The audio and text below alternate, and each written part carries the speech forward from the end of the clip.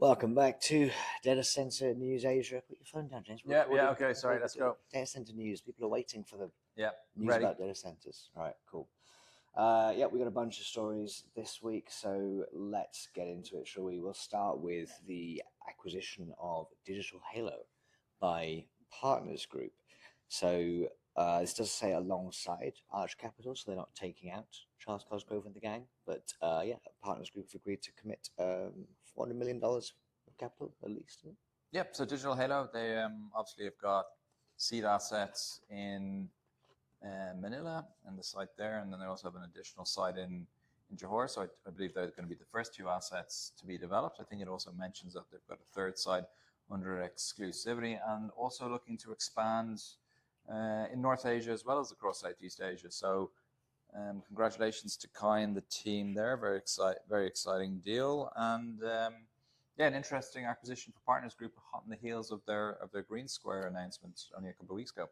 Yes, so I guess this lays a stake in the ground geographically. Green Square maybe. I don't know. There's no indication as to whether they're sticking to Australia and Asia separately, but certainly, as you say, Partners. Digital Halo pretty active already in Southeast Asia, and Kai and the team have been exploring opportunities in North Asia as well. Apparently, they're targeting with this investment to bring the platform to 500 megawatts over the lifespan, which sounds like a small number these days. We should remind ourselves that is the entire size of a current capacity at someone like AirTrunk or PDG. It's big business they're looking to build. So congratulations to all involved. Exciting times for the gang. In more investment news in Southeast Asia, GIP, which I think is officially part of BlackRock, I'm not sure the exact structure, but GIP/BlackRock announced during the week that they were to invest $3 to $5 billion in the Thailand market, which is interesting and very timely because DC Byte just released a market spotlight talking about the Thailand market. So there you go. What fortunate time we live in. Yeah, we were saying it's going to boom, and more evidence right here. GIP is part of BlackRock. It's GIP, a BlackRock company now, is how their business cards would say it. And this fund is their Southeast Asia emerging markets infrastructure fund. They are now combined the world's largest infrastructure investor in terms of AUM. So no small fry, although they do have lots of different funds that do separate different activities. And True IDC, so I know they have that suit product in Bangkok. Are they active anywhere else in other markets, or is it a pure Thailand business?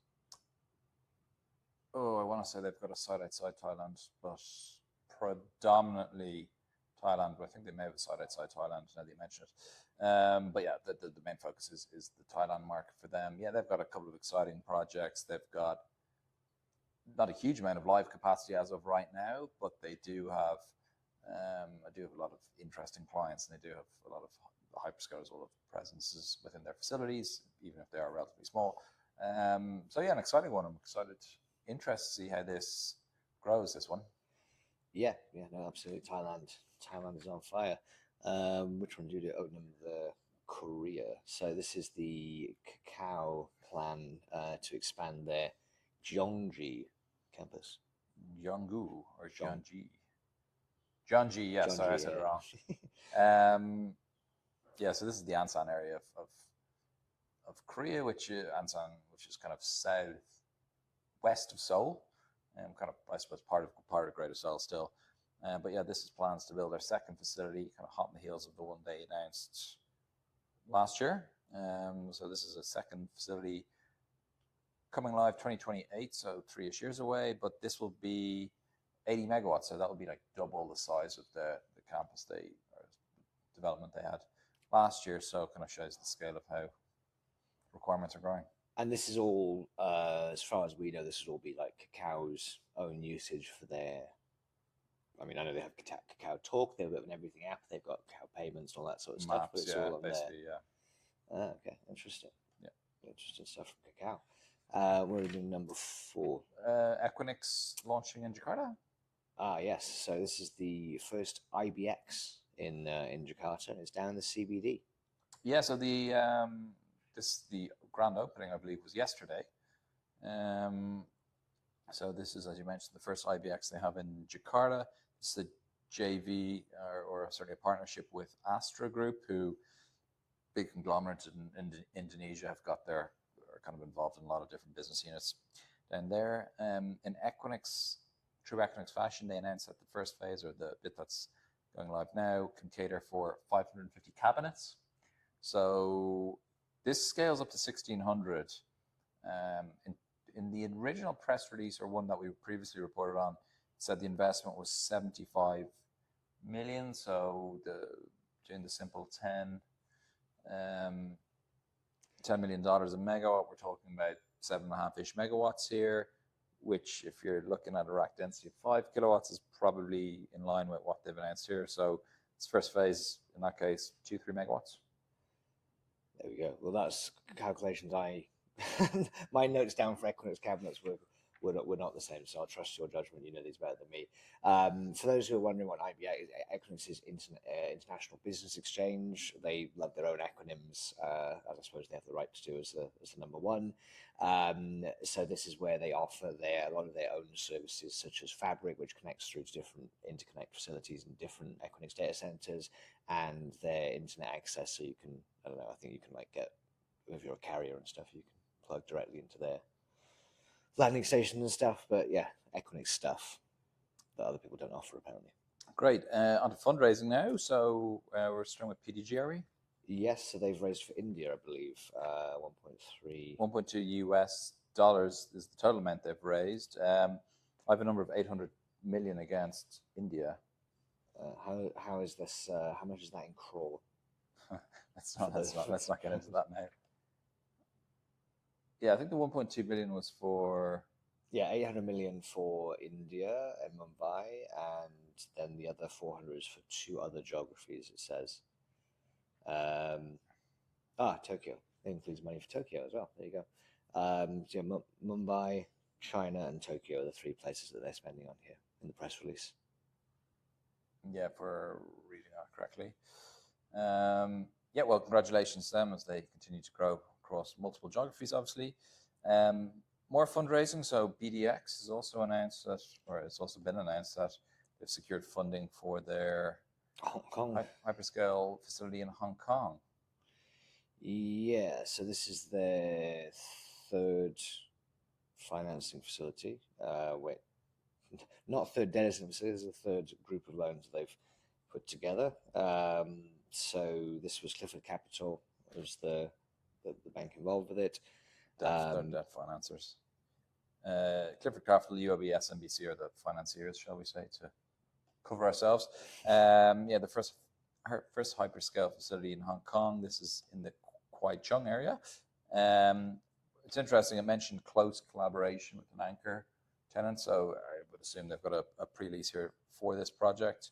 Yeah, so congratulations for them as they continue again to grow across the region. Yeah, Hong Kong's a bit of a home base for BDx, which was, of course, originally spun out from HGC Telecom and their assets on the I-Squared deal. So, strengthening their market presence there. They must be one of the bigger operators outside of the Sony Vision kind of. Well, today most of their stuff in Hong Kong is kind of retail style facilities. But yeah, of the non-domestic players, yeah, they would have. Well, certainly when this comes online, they'll have one of the biggest footprints. NTT next is it. So reporting that they bought land in 7 countries, which is across North America, Europe, and APAC. My notes are a bit sparse on this one. I didn't see which Asian countries they bought land in. Oregon is... yeah, not so much a news story this week. Not so much of a news story this one, but more of a summary of their activity. I'm not sure what quite prompted this. But yeah, typically we're talking about investment coming from the US or Europe into this part of the world. So again, an example that it is going the other way, like NTT are obviously a significant player globally, I think just behind Equinix and DRT in terms of capacity and sites. But yeah, North America, it's like a couple of 100 megawatts per campus. In Europe, they've got the big Milan one, which is 100 plus, if I'm not mistaken, 128 megawatts.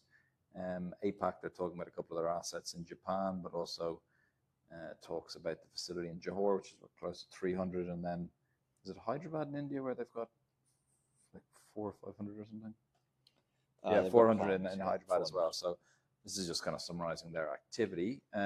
Also, while we're on NTT, kind of skipping forward a bit, also announced that they're going to be launching a REIT out of Singapore.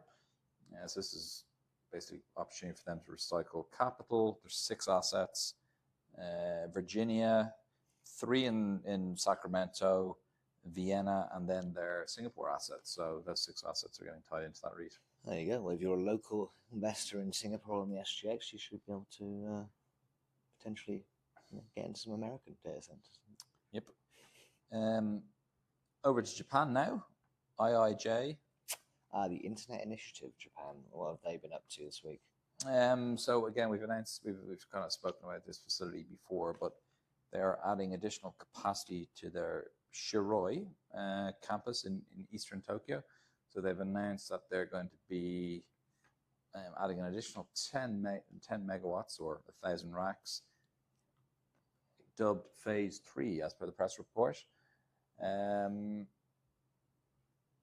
Yeah, so I thought it was slightly conflicting here. Like, kind of, it says it's scalable to 25. It says it's already on 20, but they're adding 10 megawatts.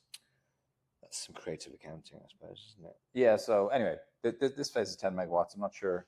Am I reading that? Am I being thick or? So I think this means the expansion phase is scalable. So there's 20 at the moment. Oh, yeah. Okay. Yeah, and that's right. They're adding 10, scalable up to 25. Yeah, so it could potentially be 45 megawatts total by the time it's all expandable. Phase 3. Yeah. Then one minor story, just as we rattle through these, just given time constraints. Telecom Malaysia, they've announced solar PPA for 4.3 megawatts to support some of their capacity in Thailand. With can't read this here, Giratri or something.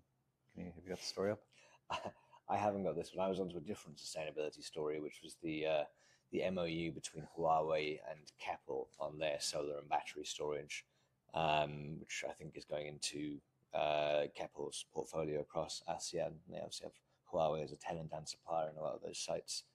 Yeah, interesting. It's Keppel Infrastructure. Oh, okay. So presumably this is then for Huawei's data center deployments or people using Huawei. Often that's the same. Yeah, people. probably some combination.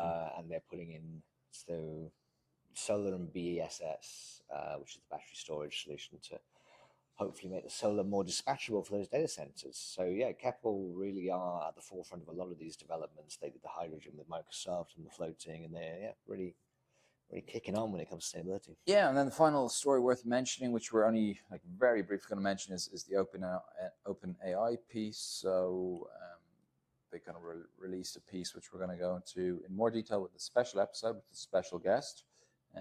Mr. Jonathan Akin is joining for that to talk about what the hyperscalers are doing, CapEx, and we do touch on this.